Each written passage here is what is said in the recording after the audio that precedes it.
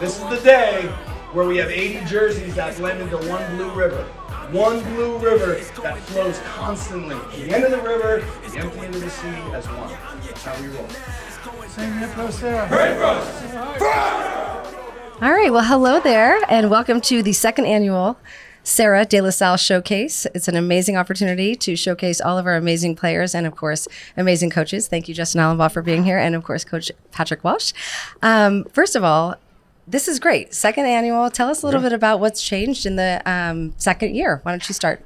Well, we have more recruitable kids. So a lot of our talent, no disrespect to our seniors, we had an amazing senior class, and those guys did some incredible things for our program. We had a challenging year with a coach passing in the middle of the year, and those guys showed a lot of resolve and a lot of integrity. Just, from a college standpoint, a lot of our talent was, in the youth. So our list is longer this year than it was last year. I saw that. Very nice.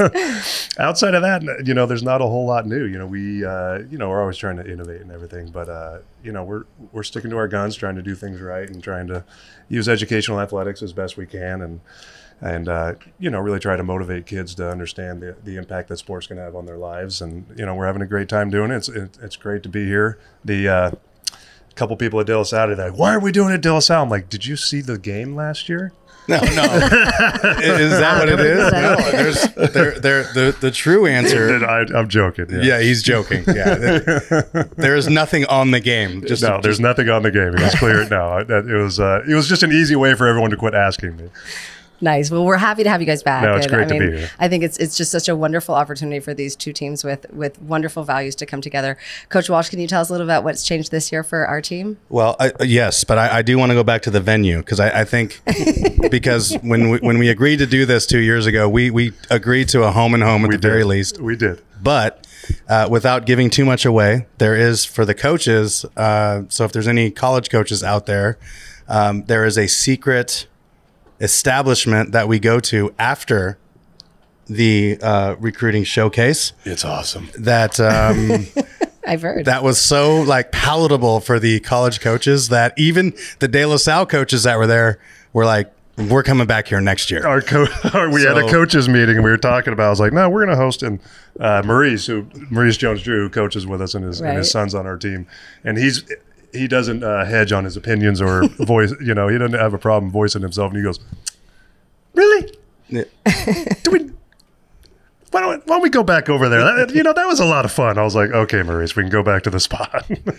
So for the listeners, Very that cool. we have a benefactor that supports a post game event for the coaches, and I'll leave it at that.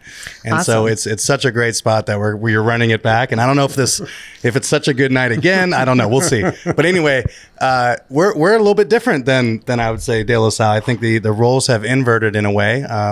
Clearly, if you look at our team last year, it was arguably the most talented team, and it is inarguable based on the number of Division I scholarships that we had. We've never had 12 in a single year, and we might have been 12 over 4 or 5 years if you add them all up. Happened to be all on the same team, and those guys were all seniors, and they've all graduated. So it's a young team. It's a very young team, and I'm actually very excited about it. It's a totally different thing. Every year there's a challenge, and having an extremely talented, an extremely experienced team, there's challenges with that. And then we are the inverse of that this year, and there's going to be challenges with that. And I'm excited about both opportunities as we went through 2023 and now head into 24. So it's spring, and we're both 0-0, and everyone's happy. It's great. Absolutely. And you've had a really good run, and growing pains are always, you can find a lot of very valuable lessons from them. He's always sandbagging. And I'm like, "Relax, Patrick. You guys are going to be just fine." Well, speaking of which, I want to get into your relationship again. I know we brought it up last year, and many listeners might not have heard about the relationship that you guys have, a nice, long, lifelong friendship. But before we start, can I just ask we have a longer list this year of college coaches or recruiters that are here. Can you just maybe let us know who's here today? Who's not is a little bit more accurate. That's a great answer. We were updating the list, and after I was scrolling through my phone, and it was a challenge to keep up with all the RSVPs and everything. Obviously, the former Pac-12 was well represented here. All the West Coast schools, UCLA, Washington, Oregon's down there right now. Obviously, San Jose State, most of the West Coast schools, but we're also getting some from different states, across the entire country. Texas A&M came by De La Salle earlier today, and they're not on my frequent flyer list, about hitting people up. But I showed them the post game, and I showed them the list of guys that we have, and they're like, we can make it to San Mateo. So.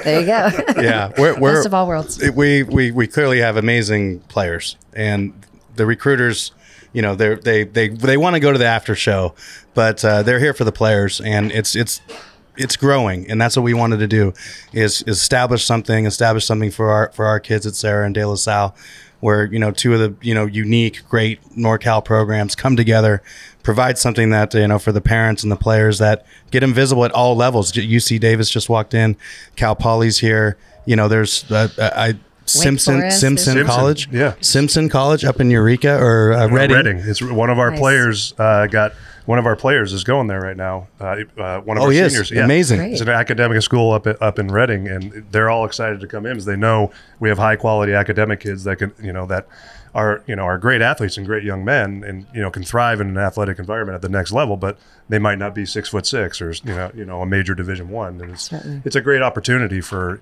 so many kids to do something that they love, and if they want to pursue it at the next level.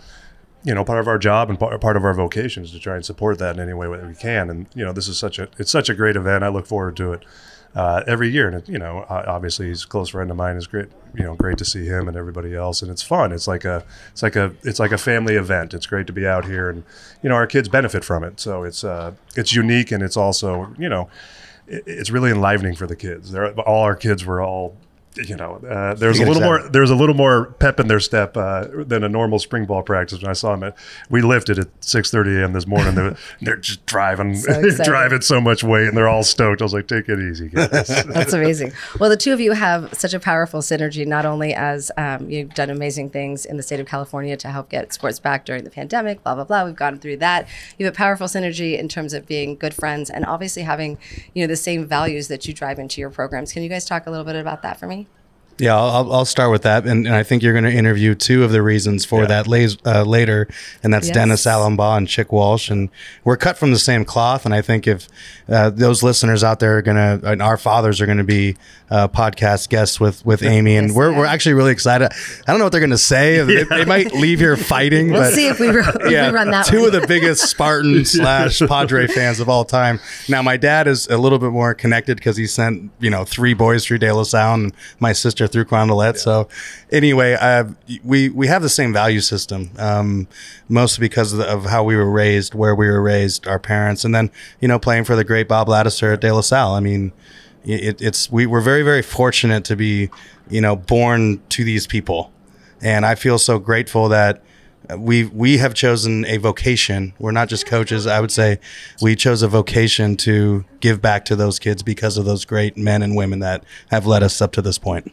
Yeah, we both come from great families that had great value systems that raised us the right way, and then we got an extension of that with the greatest coach of all time, high school coach of all time, with Bob Ladouceur, where with those values were really emboldened, and they were represented through sports, and in the way that we conducted ourselves in the classroom and conducted ourselves as teammates, and an extension of that is growing into the coaching world and the educational world. And we've talked about it. Most of our conversations this offseason, I talked to him once or twice a week, at least every week, and almost all our conversations right now are dealing with the changing environment of youth athletics that we're seeing, and where we stand on it and the things that we need to do. And where we stand on it is it's educational athletics. We believe that things need to be done in a way that we believe is right.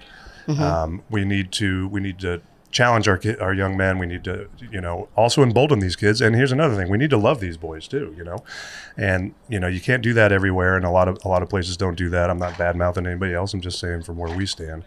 And it's a real avenue for success. If these kids can buy into the programs, and our programs are identical in the way that we try to operate, in the way that we in the ways that we try to enrich the lives of those kids. And it's what we learned from our families, what we learned from playing at De La Salle under Bob Ladouceur. And it's most of our conversations right now are solely focused on culture and who we want our young men to graduate, how they're going to represent themselves. Are they good men?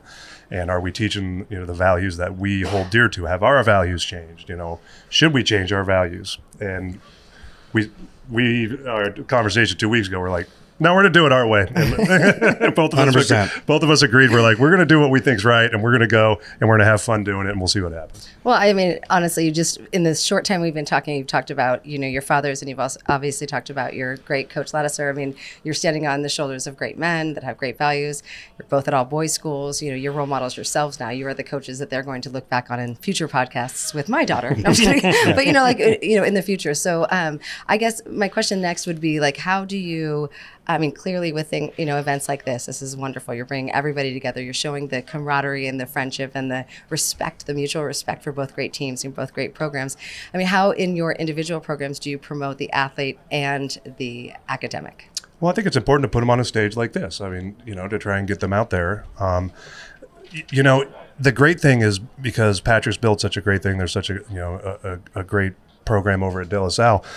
We have a lot of exposure, and we have our kids. We play incredible games. We have a challenging non-league schedule. When we play each other, that's what everyone's watching, right? And that kind of promotes itself. But also, I'm a full-time teacher on campus, so I'm checking their grades. Sure, so you got them. I got about 20 of them in my class. So, we're all constantly monitoring their grades, and it's.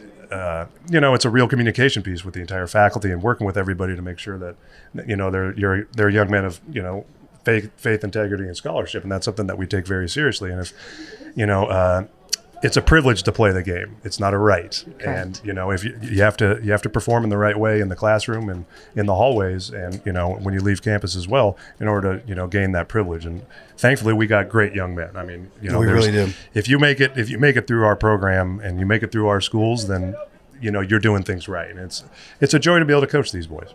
Great. Yeah. I mean, I like to sometimes give the listeners something to do.